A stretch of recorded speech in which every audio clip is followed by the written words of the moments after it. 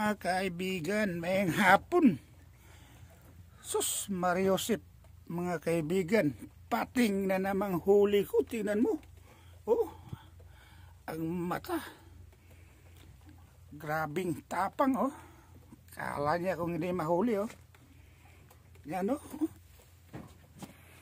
Bago pa yan, mga kaibigan ko. Tingnan mo, oh.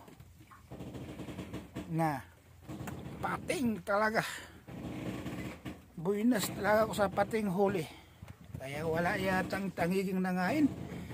Kasi natakot sa pating. Tingnan mo. Mga kaibigan ko, ha. Na. Pating yan, pating mga kaibigan ko. Bago pa yan huli.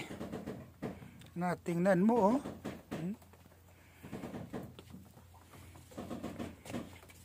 Na. Ay. No. Oh. Mabigat. Pero hindi ito mag-iisa. May kasama talaga ito, mga kabayan. Yan, oh. Pating. Na. Bagong huli lang yan, mga kaibigan ko. Bratora kayo nga rin, kabayan. Ha? Mura. Pating dito. Yung palawis. Mahal yung palawis sa atin, sa Philippines. Yan, no? Yun, ang mga pasol ko doon po. Ay, hindi nakita. Malayo kasi ba?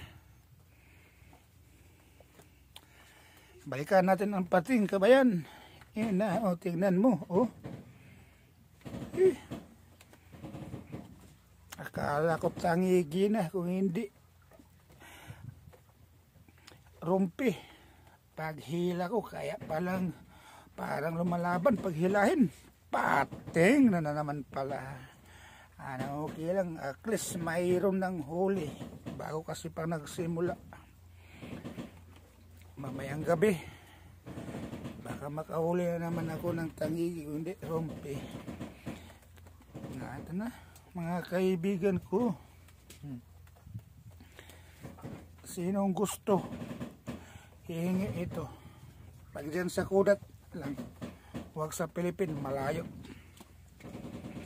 Ipadala ko agad ito doon sa Lansang Malaki pag mag-uwi na mamayang gabi, magatid sa isda.